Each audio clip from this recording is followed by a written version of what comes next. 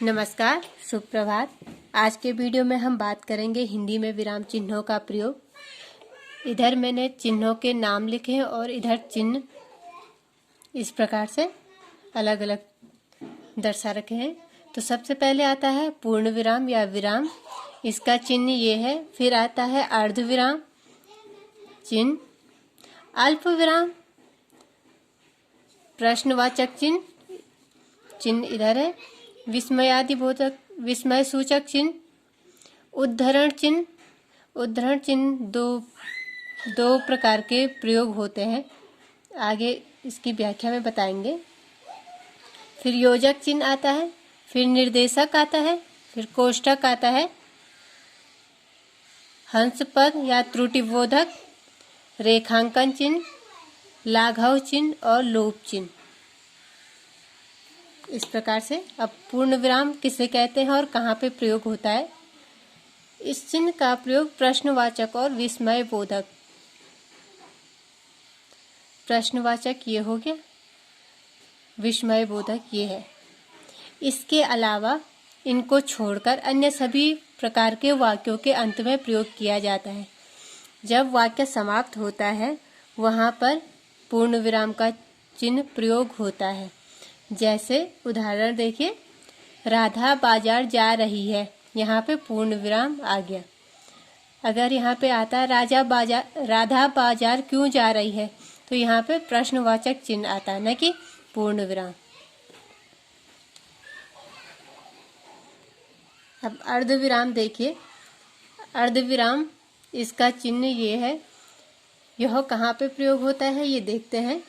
जहाँ पूर्ण विराम की अपेक्षा कम देर रुकना हो और अल्प विराम की अपेक्षा कुछ देर तक रुकना हो, वहाँ अर्ध विराम का प्रयोग किया जाता है।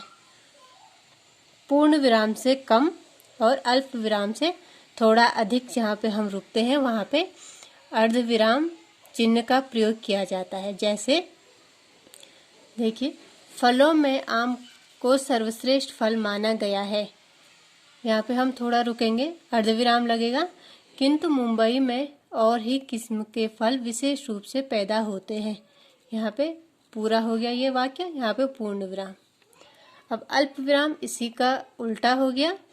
जहाँ पर अर्धविराम की तुलना में कम देर रुकना हो तो अल्प विराम का प्रयोग किया जाता है। अल्प विराम का प्रयोग अंकों को लिखते समय एक ही शब्द की पुनरावृत्ति होने पर आदि स्थानों पर इसका प्रयोग किया जाता है। जैसे हम लिखेंगे 1, 2, 3, इस प्रकार से अल्प विराम का प्रयोग होगा। अब आता है प्रश्नवाचक चिन्ह। प्रश्नवाचक वाक्यों के अंत में इस चिन्ह का प्रयोग किया जाता है। जैसे आप कहाँ जा रहे हो, तो जहाँ पे क्यों, कहाँ, कैसे, कब ये शब्द आएंगे तो वहाँ पे प्रश्नवाचक चिन्ह का प्रयोग होगा।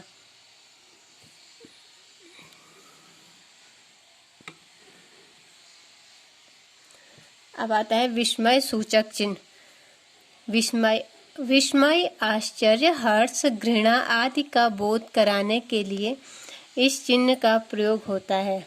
जैसे वाह, बहुत स्वादिष्ट खाना बना है,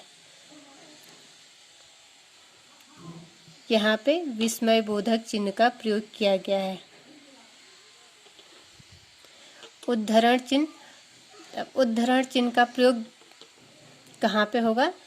किसी और के शब्दों या वाक्य को ज्यों का त्यों लिखने के लिए। जैसे हमने रामधारी सिंह दिनकर ने कहा है, तो जो वो वाक्य कहा होगा उसको हम उद्धरण में रख देंगे, वहाँ पे ये वाला चिन्ह प्रयोग होगा। अगर हम किसी की रचना के बारे में बता रहे हैं, जैसे कामायनी है,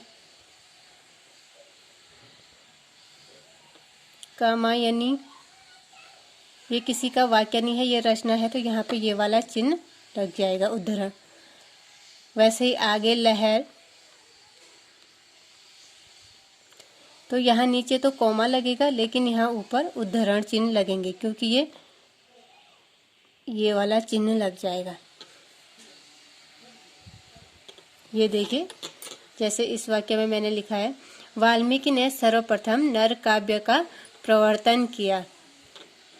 तो ये है रविन्द्रनाथ टैगोर का वाक्य है ये, तो इसमें उद्धरण चिन्ह का प्रयोग किया गया है। योजक चिन्ह,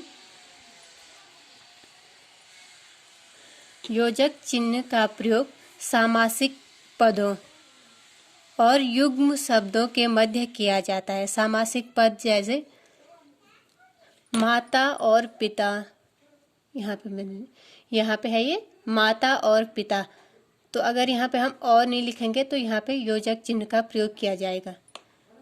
लाभ और हानि नहीं लिखेंगे तो यहाँ पे योजक चिन्ह का प्रयोग होगा। जय पराजय, यहाँ पे योजक चिन्ह का प्रयोग होगा। फिर जैसे तुलनावाचक शब्द, किसी की हम किसी से तुलना करते हैं, जैसे चांद सा चेहरा, तो यहाँ पे चांद सा।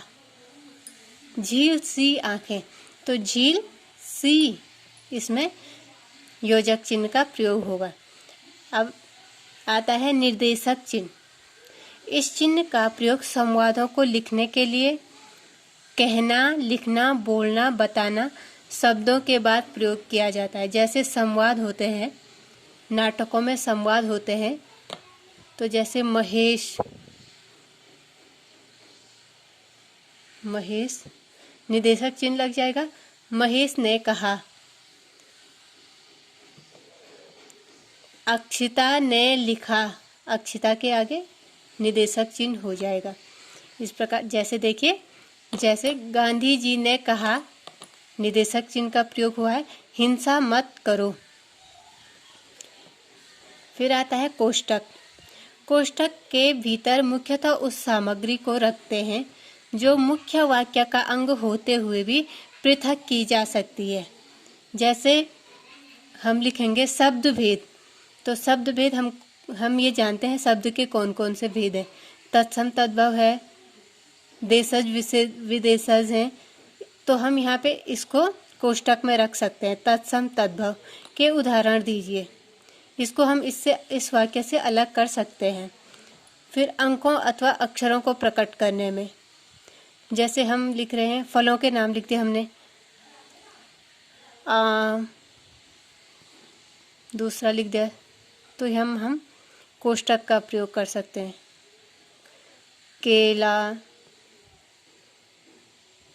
फिर यहाँ पे जैसे हम लिखे स्वर संधि, व्यंजन संधि, विसर्ग संधि, तो हम यहाँ पे जो हमने संख्या लिखी है उसको हम कोष्टक में रख देंगे, 1 2 3। अब आता है हंस पद या त्रुटिबोधक।